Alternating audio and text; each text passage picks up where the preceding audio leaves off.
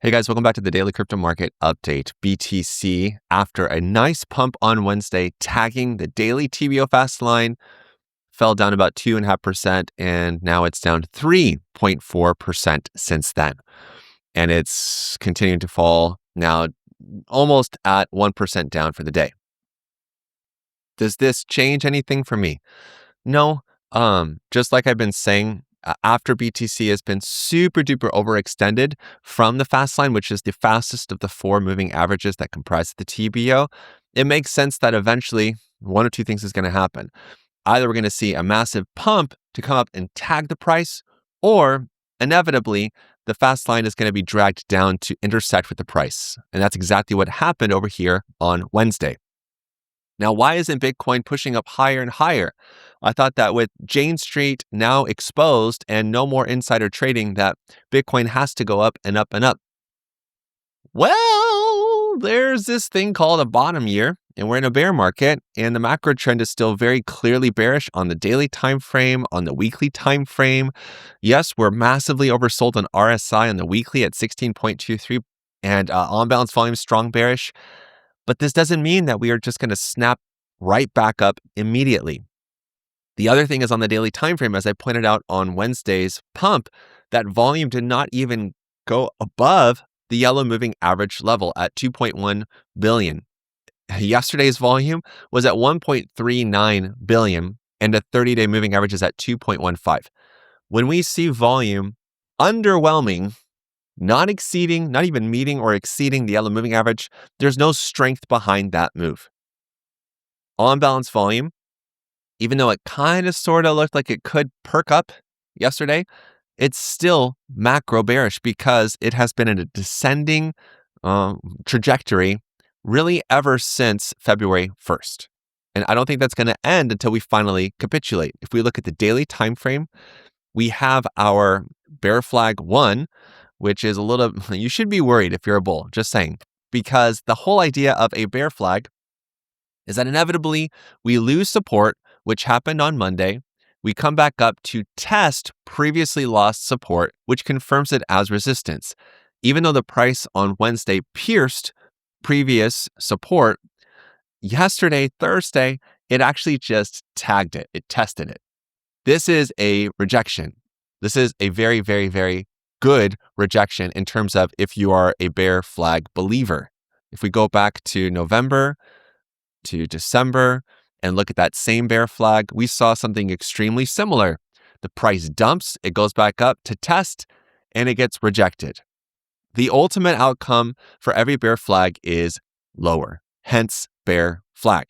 Now, let's say that that flag right there, the first one, with the bottom on the 6th of February to the low that's on the 19th of February, let's say that that's not actually the bear flag that's in play. It's actually this one that takes the February 6th low to the February 24th low. Maybe this is it. It's true. Maybe this is it. Okay, cool. The main thing that we're missing in this ingredient in bear flag salsa is that we need to be seeing, and someone actually pointed this out accurately in the comments, we really need to see a pattern of higher lows and higher lows and higher highs successively. Okay, we need to see something that zigzags up like this, going higher and higher. We haven't really seen that yet, which is why this first bear flag pattern is admittedly a bit weak.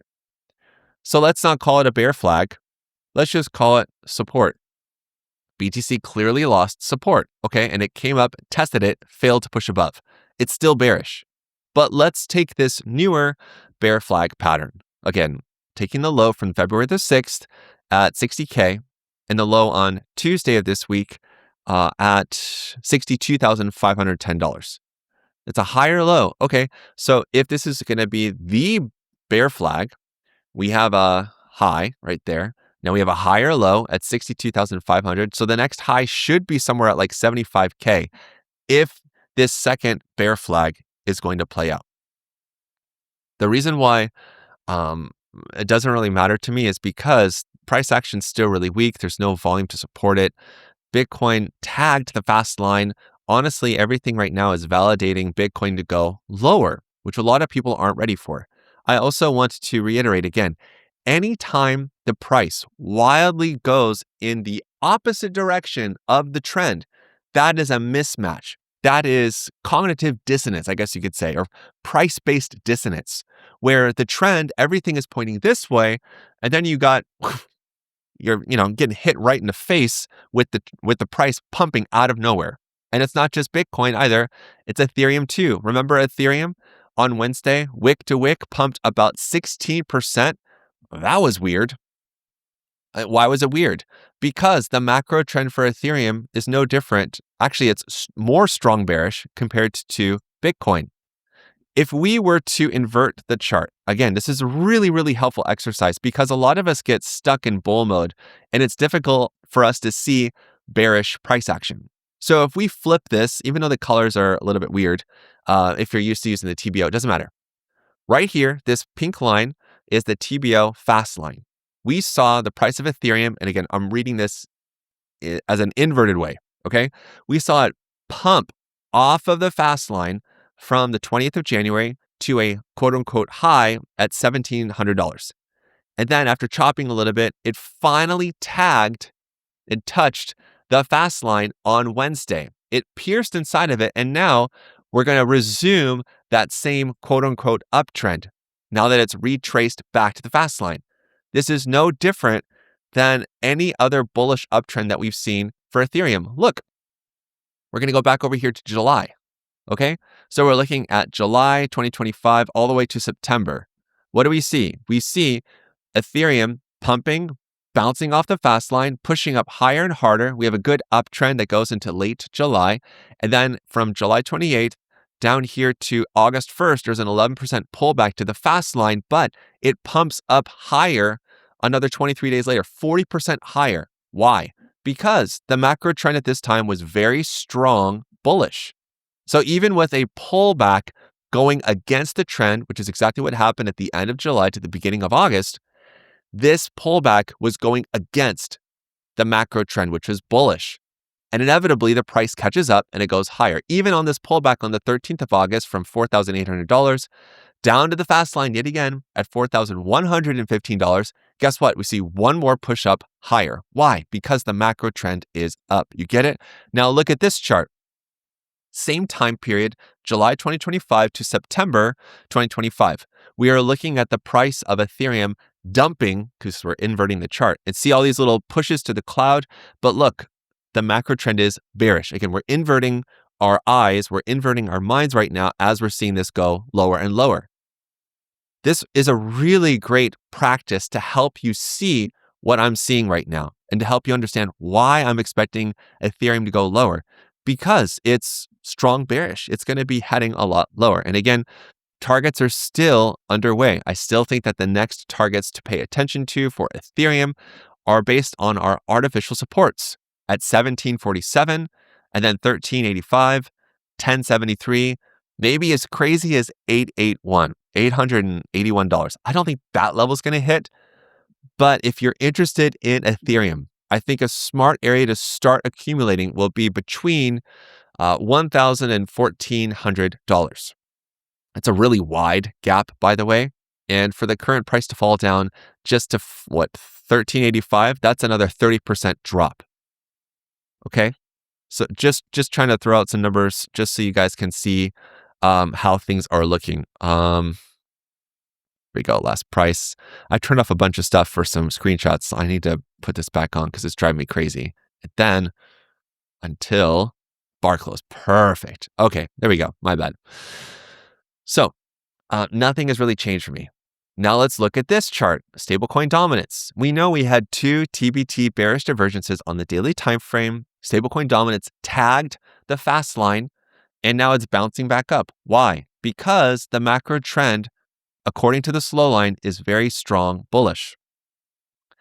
We know that daily RSI is putting in a decent pattern right now. We have a high on the 5th of February, and then a pivot low on the 14th of February, a lower high on Tuesday the 24th this week, and then a lower low on Wednesday, the day after that. So guess what? We're going to see a higher high and a higher low and a higher high. Oh, I'm sorry, a lower high, lower low, lower high, lower low. We're going to see that same zigzag pattern down. Why? because we're starting to see it lose steam, which is great. So we're getting closer again to that big capitulating pump, a big blow off top for stablecoin dominance, which will coincide with the capitulation dump for Bitcoin. Bitcoin dominance remains under short-term support, which is proving to be resistance. Again, I do expect Bitcoin dominance to go lower for one more time. It might actually find a bottom down here at about 57%, and maybe that's it. I know that a lot of you are really antsy to see alts go up higher, and Wednesday's move is very, very evident of that. On Wednesday, totally 50. From wick to wick, it shot up 11%, which is a big deal. Notice, however, it didn't close inside of the cloud. So this isn't going to be bullish until we see a TBO close short, ideally right there at support. If we get a TBO close short at support, as it does rhyme, that will be a really good bullish reversal sign. But until then, the macro trend is in charge, which is bearish. Same thing with totally 100, it's bearish. Same thing applies. Same thing applies there. Okay? TradFi. The Dixie has now printed a third TBO close short, confirmed on the daily time frame. This is the third one to print in about 6 bars or 7 days. This is an extremely bullish reversal signal. Yes, this is quite high above support, but when we start to see a lot of these printing in a close range, a cluster like this, I'm expecting the Dixie to shoot up to 100.261 pretty soon. And if the Dixie is going to pump up about 2.6%, we should expect a bearish reaction from the S&P, even though we had a little bit of a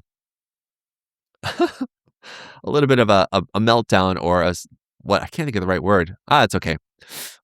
It's just losing its mind right now this week. On Monday, we had a confirmed open short. On Wednesday, confirmed open long. And then yesterday, it fell back inside of the cloud. And now here we are back inside of the cloud yet again. So we're back in bearish consolidation. Gasp. Oh no. On-balance volume is bearish on the daily. On the weekly, on-balance volume is starting to lean very bearish. Note what's happening up here too. The white moving average is now starting to top out, meaning that it's flattening out, which means that it should start curling downward pretty soon, just like what happened back over here in January of 2025. So what's going on? Why is it falling? Well, NVIDIA. So remember this chart that I was like, this is weird. Okay, so it keeps just staying in its really weird range. NVIDIA sold off 5.46% yesterday. Look at volume yesterday too. That's a pretty nasty spike in daily volume. That's actually the biggest single day spike at 66.7 billion. That's the biggest spike that we've seen since, here we go, April 9th, after the tariff dumps. That was the big bounce. What does it mean now? Well, seeing another TBO close long on the daily, seeing weird price action with a really compressed cloud, it's going to have a bad result. Now, probably the reason why the Dow Jones and the NASDAQ and maybe S&P went a little red is because NVIDIA dragged it down. Can you imagine the mayhem if something were to go wrong with NVIDIA because so much of the market cap is relying on NVIDIA to prop it up? Just saying.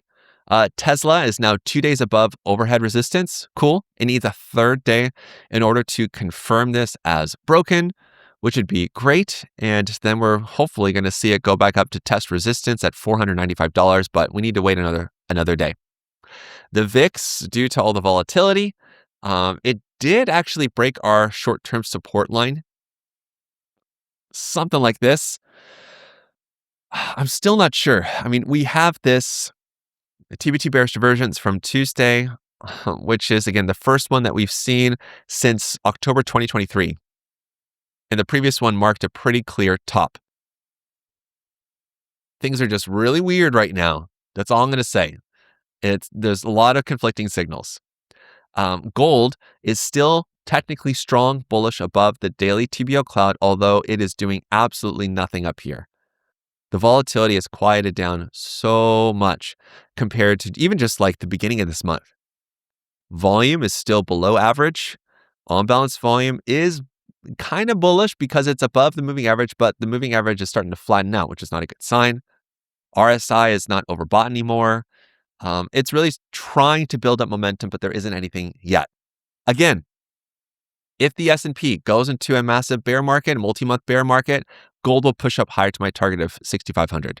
And silver will most likely push up to $122, maybe even towards 144.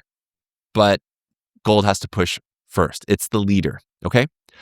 Now, before I get into the chart requests and my picks for the day, go to bettertraders.com, check the pinned comment down below or the description of the video here on YouTube, and check out our course, 15 Minutes of Financial Freedom. This is the best course to start with that gives you a solid foundation, whether you're a beginner or intermediate crypto trader.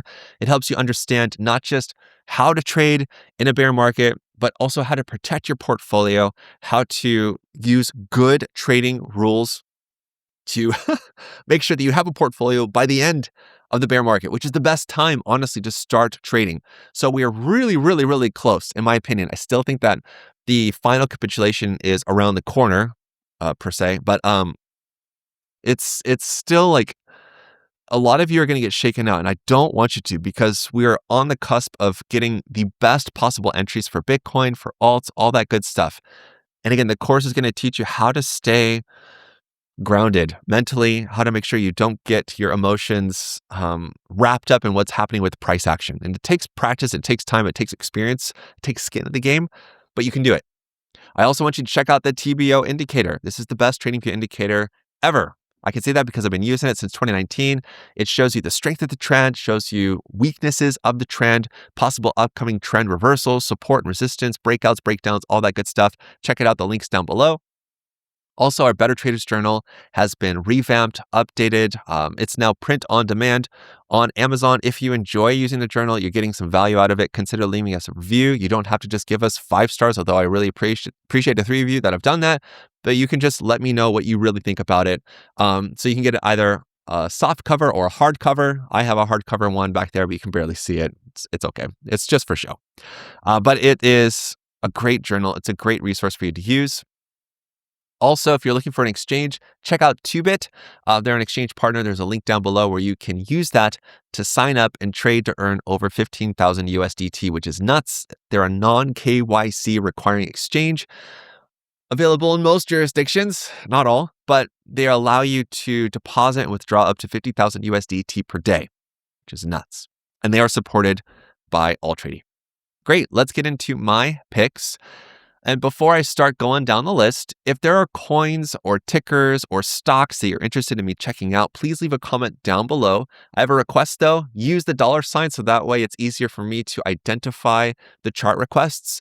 And if you're asking for a stock, just write stock and then colon whatever, and then write out what the ticker is, because some tickers in crypto also are stocks as well. So it just helps you to know exactly what you're looking for. And again, no promises, no guarantees. I'm going to look at everything, although 99% of the time I do accept everything.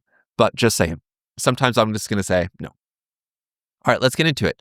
So I have 3 light blue flags here. These are all showing TBO breakouts.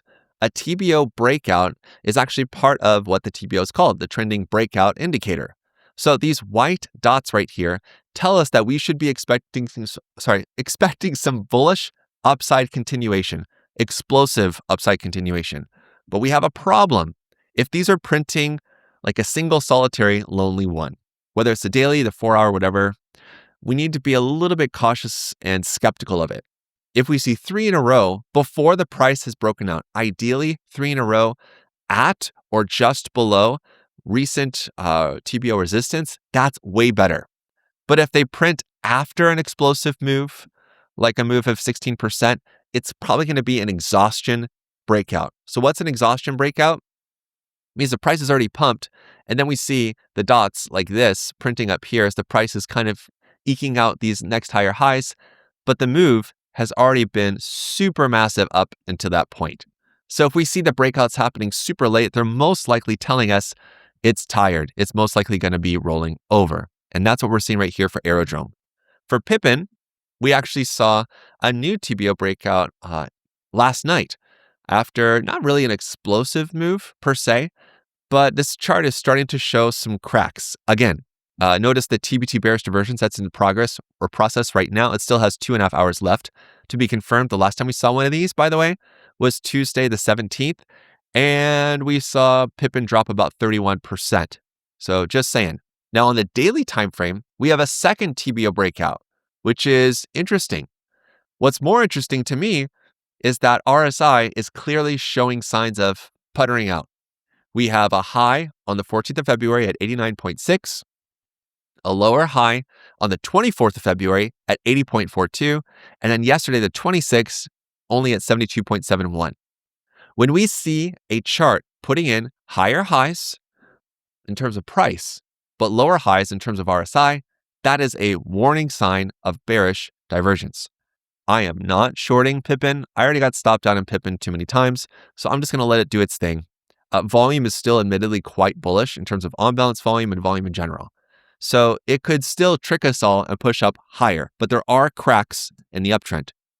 Stable, this one is pushing up a lot higher and harder, way higher than expected. Yesterday it closed up 11%. Today it's already up 11%. And it has a TBO breakout. Now, these TBO breakouts that happen right here around TBO support or resistance, it's support because it's green, but that's only support after the price pushes above. Then it flips from red to green. That's impressive, but it's also a detached breakout. It's a little bit deceptive. Either way, the chart's in a strong uptrend. RSI is now, yesterday it did not confirm, it did not exceed the previous high on the 2nd of February at 79.91, but right now it's at 84.02. So this is a clear uptrend and it's winning right now. So congrats to Stable. Now, these next charts all have orange flags. These are all identifying TBO close shorts, which are bullish reversal symbols. Now, when we see these, the ideal entry is to wait for the price to fall back to the fast line, which right now is pink because the current fast line is in a state of being open short, which here on Hedera Hashgraph or HBAR has been open since the 24th, confirmed on the 24th of September. Okay? So ever since then, we've seen several TBO close shorts warning us, if you're in a short position, consider taking out some profit once the price returns back to your entry. Back to the fast line. That happened first on the 3rd of November at 14%. It happened again on the 11th of November at 18%. It happened again over here on the 8th of January at 46%. It happened again more recently on the 19th of February at 55%, and it'll happen again at 55%. Basically, this is like an insane short. Absolutely insane. So when we see a lot of these TBO close shorts, it tells us, yes, the bullish uptrend could be coming to an end soon. Ideally, we want to see a lot more of these especially in a tight cluster, in a tight group. Now, on-balance volume is admittedly bullish. The moving average is curling up higher. That's a positive sign for HBAR. I'm not going to lie. It's actually pretty good. On the weekly time frame, I still think that it has the potential to drop lower, especially if Bitcoin's going to put in one more drop. So there is weekly support at a horrifying 0.0457 because the current price is at 10 cents. So there's support at 4 cents, which is a drop of 55%. Just saying. Uniswap had a crazy pump on Wednesday, also printed a TPT bullish divergence and a close short, and yesterday it closed red. Why? Oh man, but this chart was on such a good uptrend. Again, even though on-balance volume is starting to move up higher, the moving average is looking good. Yes, volume did technically exceed the moving average yesterday, just barely so. Price is inside of the TBO cloud, so it's in bullish consolidation. I'm still not going to be chasing. If I want to build a long position, I want to wait for the price to come back to tag the fast line, which is currently at 3.677, which means a current drop of about 4.8%. Then I can start building a position if I'm interested, which I'm not. DOT, same story. DOT had a red close yesterday of 3%, but really wick to wick down 10%. This one is really overbought right now, short-term overbought. It also failed to close above historical TBO support, which is now resistance because the price fell below it. Now onto some bearish charts, which is why these are all pink flags. Bitcoin Cash, even though it had a good response on Wednesday, wick to wick from 483 up to 520, up 7%. Yesterday, it closed down about 3%. So it's not terrible, but anytime the price drops below the daily TBO cloud, which is what happened on Monday this week, it's basically a move to being strong bearish. Okay. XMR Monero, even though we have a bullish TBT bullish divergence signal on Wednesday, the price has failed to close inside of the cloud and it keeps tagging the fast line. That's technically our entry for a short position. Again, if you think like me that Bitcoin is going to have one more drop, XMR should follow. Skycoin, this one has failed again a third.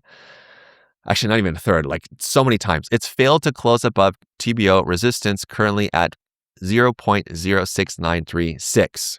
Even though it had wicks above that level yesterday, up to 0.071, and on Monday, a wick up to 0.07131, it's failing to close above.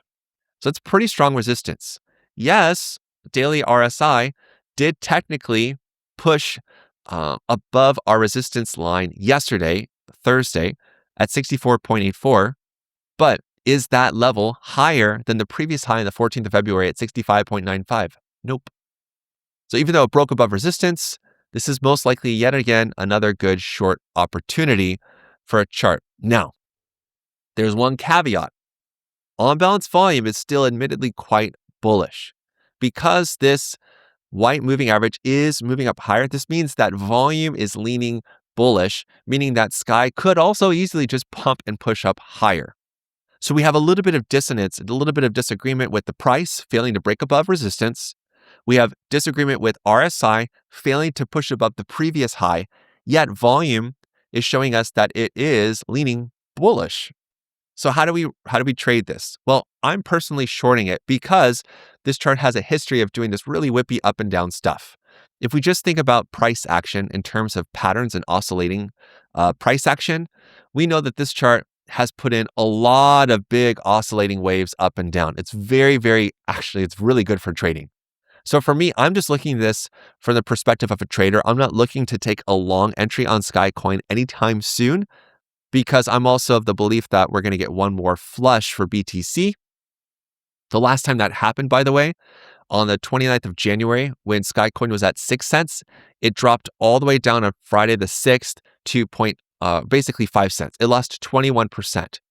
So if that same thing happens again, perhaps a good level to start building a position for Skycoin could be at around 0.053. Maybe. That's only a 22% drop from the current price. But it is interesting to note that it didn't absolutely dump to daily TBO support at 0.0417, which from the current price is a drop of 39%. Bonk is another coin that I took a short position on yesterday. Why would I do that? Because Bonk pumped on Wednesday, wick to wick, about 20%, but notice it stopped inside of the cloud. Sorry, it did not go inside of the cloud. It stayed below it, and it failed to push above it yesterday. So taking a short position at the TBO fast line was the right call for Bonk, which fell 7% yesterday. So my first take profit target has already been hit for Bonk, which is great. So now I'm in a stress-free position. I'm in profit. So if Bonk happens to push up again, I get stopped out in profit. No big whoop. All right. Chili's. So Chili's had a pretty nasty day yesterday. Even though Wednesday was a green push, on Wednesday, it actually fell wick to wick from about 0.035 to 0.030, losing about 13%. We're seeing it put in lower highs and lower lows. So you could interpret this to be bullish because this is how bull flags are built. But at the same time, it's in my mind, it's not bullish at all. It's still just looking really, really weak. A good target for Chili's is going to be here at daily TBO support at 0.02752. From the current price, it's only a drop of like 15%.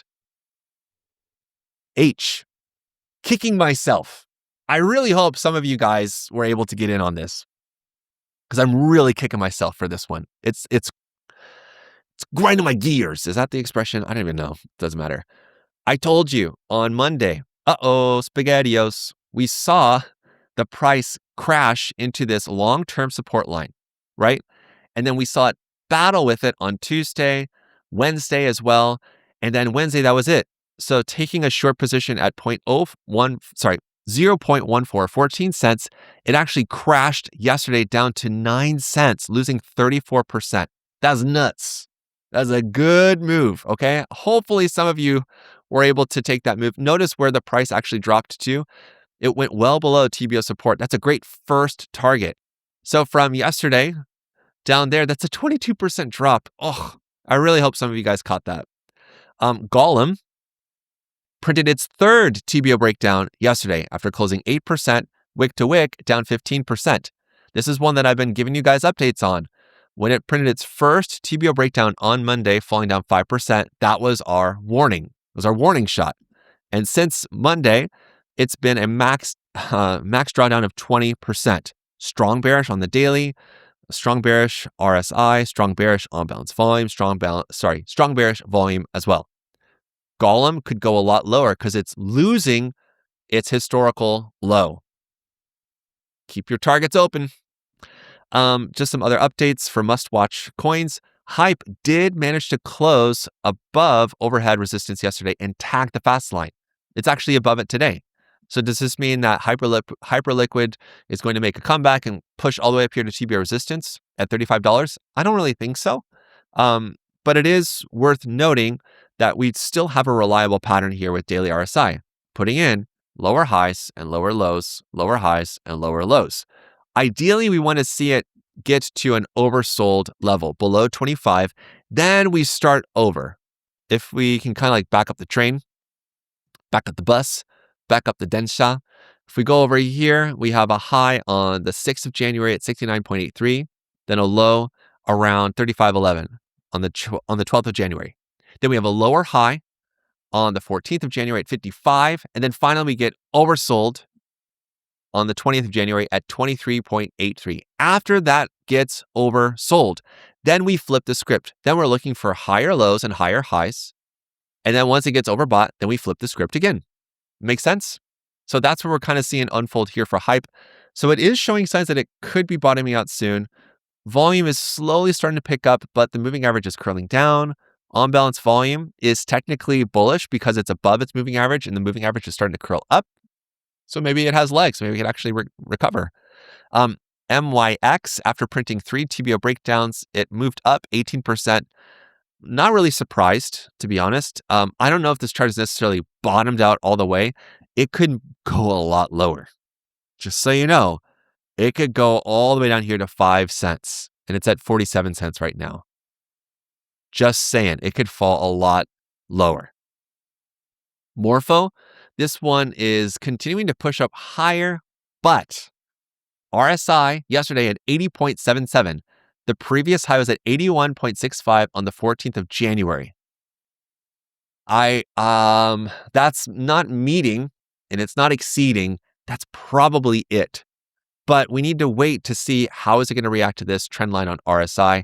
On balance volume, by the way, is massively bullish. That actually looks like Godzilla. That's pretty hilarious.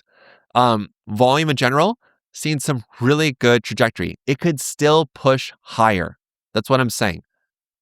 But it might be looking exhausted here. Dash, really interesting price action because overhead resistance from the high on the 16th of January to the lower high on the 18th of January, we actually saw it test it yesterday with its high at $35. So if Dash can actually push above this overhead resistance level, that would be pretty wild. And it might set up to do another run, but a short-term target that would make more sense would be the 382 Fibonacci level at around $62, which is an 84% move. Very generous. River, this one is pushing up higher. Yesterday, it closed up 90%. I'm personally looking at the TBO fast line as the next target. The last time this happened was on the 12th of February. And after doing that, after tagging the fast line, River fell down a total of 68% 12 days later. On balance volume is bearish.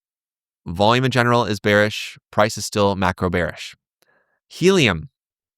This one is not falling as much as I expected it to. It's kind of chopping sideways and it's holding up amazingly enough. On balance volume is technically bullish, even though the blue jacket line isn't putting in higher highs.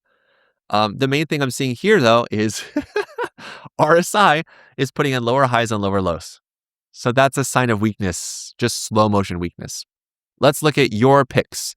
Circle X, which I think might actually be the stock. If I'm not, I can't remember actually. Maybe Circle X is not the stock, but it's okay. But it's really weird price action. I mean, Saturday and Sunday absolutely dead, and also on holidays. I feel like it must be a stock, but I'm just too tired to figure it out. Yesterday, sorry, let me just back up. Wednesday, crazy day of 33%. Yesterday, moving all the way up another 12% to the top of the cloud. To the top of the cloud. That's probably going to be it for Circle X.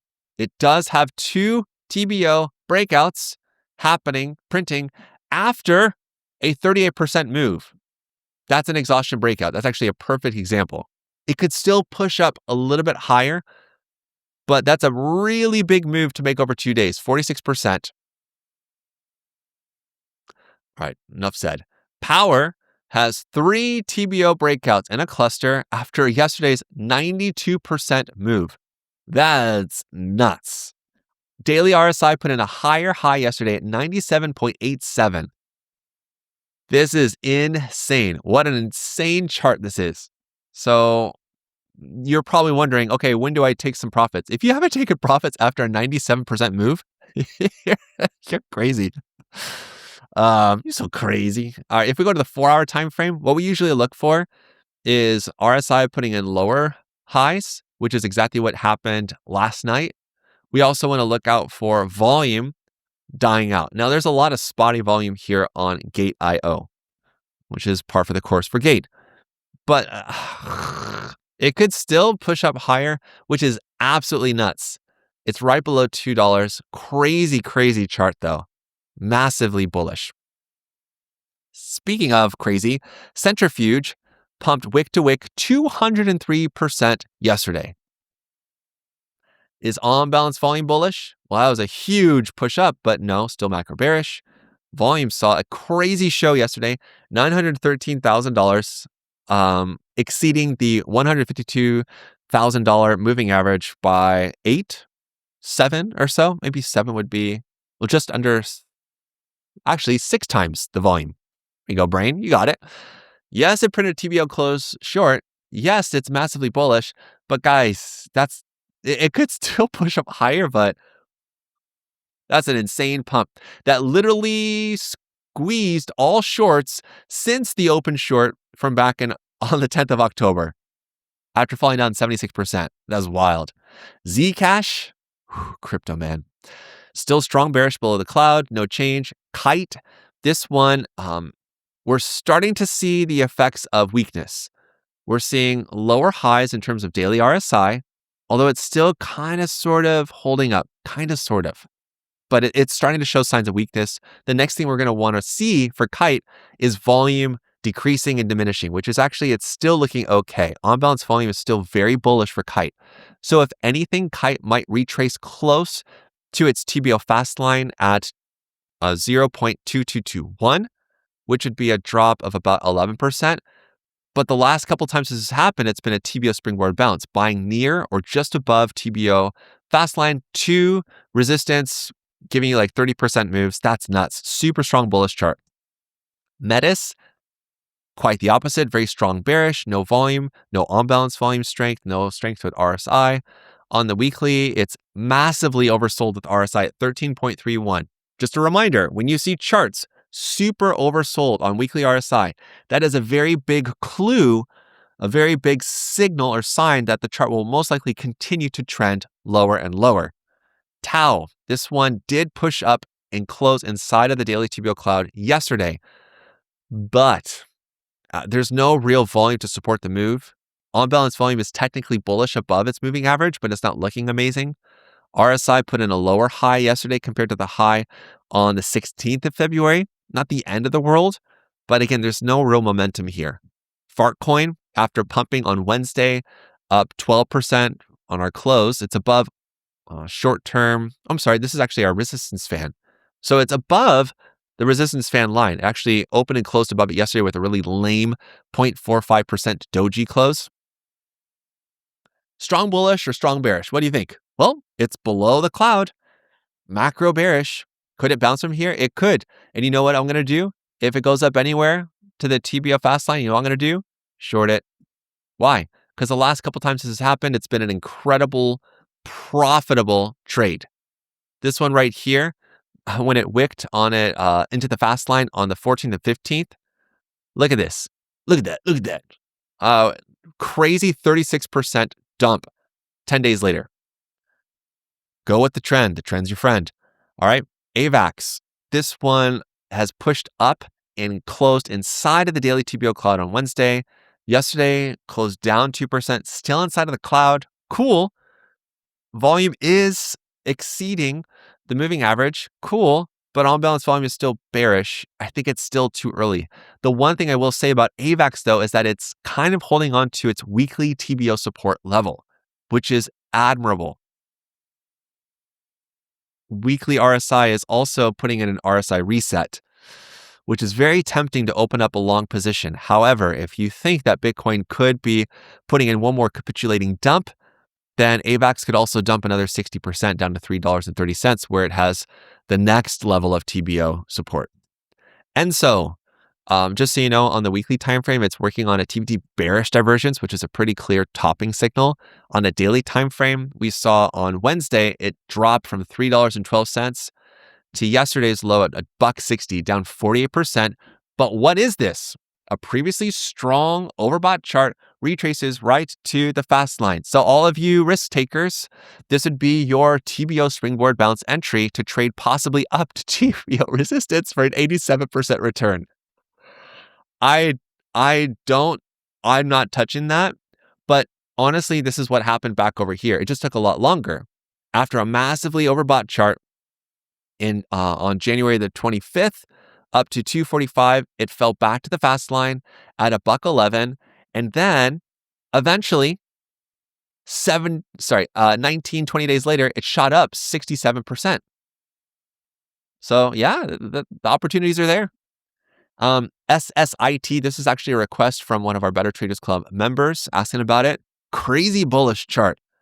Looks really good in terms of price action being strong bullish. All four lines of the TBO cloud are pointing up. That's a great sign. On balance volume is very bullish. The main things that are lacking are volume. Volume is looking pretty weak. And RSI is also putting in lower highs, which isn't the end of the world, but it's definitely not a good look for bullish continuation. On the weekly time frame, it is technically overbought, which is good, which means we should see it push up higher. On balance volume is bullish, volume is bullish. It's just a little bit of weakness here on the daily time frame. WonderFi Technologies, it's technically strong bullish.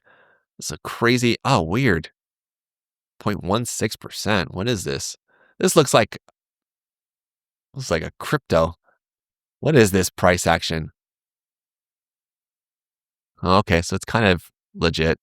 Just seems really, really weird. It's not really parsing the lows to the highs well at all. Whatever. Well, it's about to go overbought on the week. Actually, technically, it is overbought on the weekly at 70.06.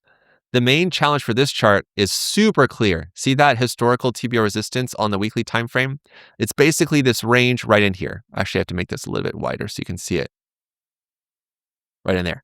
So from TBO resistance at 23 cents or 0.2346 to resistance here at 0.2466. If WonderFi can push up above recent TBO resistance at 0.246, it will have legs to run and push up a lot higher, which is interesting. I mean, if we take the high from the 21st of January down to the low, which I believe is here on the 22nd of December, let me just confirm that is the low, 0.82, 0.812. Yep, that's it. Let me drop the TBO for a second. Just look at some fibs. It's not in a bad area to accumulate, and it's clearly being suppressed around this 24-cent area. So hopefully when the market bottoms, I don't know. It's a little bit funny how compressed it is, but it does have potential to push up higher. A good reasonable target would be the 618 if this actually pushes up higher. the 0.618 Fibonacci level at 68 cents or so, which is an increase of 100, almost 200% or so. Not bad. Microsoft, yeah. Well, it's oversold on the weekly. Actually looks a lot like Bitcoin does, to be honest. Really, really interesting parallel there. On the daily time frame, macro bearish. On the weekly, it's below the cloud. It's in strong bearish mode. There's weekly support at $344, which is also the high from back over here in November. Really interesting parallel to Bitcoin, to be honest. It also kind of topped out around the same time. That's wild. FTK, 3 TBT bearish divergences starting October 6th to January 12th. Not the end of the world. It's inside of the weekly cloud, kind of, sort of. But weekly RSI is clearly showing some breakdown. See this? So we're going to take it like this. Right, so it's already broken down that strength. Also, I didn't even show you. RSI on the highs is also showing signs of weakness. So we basically had an apex moment and it broke to the downside. So it's most likely going to be falling lower. So good levels of support to watch are historical TBO support at 902, then at 557, and then if things get really rough at 264, which would be really, really bad. And that's it. Cool. So I want you to keep in mind that I still think that BTC's final capitulation is around the corner, but it doesn't mean that we can't use tools to understand more about the market, and especially leaning on AI to find out different ways to interpret market price action, news, sentiment, all that stuff. And that's exactly what I've done with my OpenClaw bot, Betty. If you don't know what I'm talking about, you missed this video, you're going to want to watch this next. And until the next time, you know what to do. Stay awesome and stay in the green. Peace.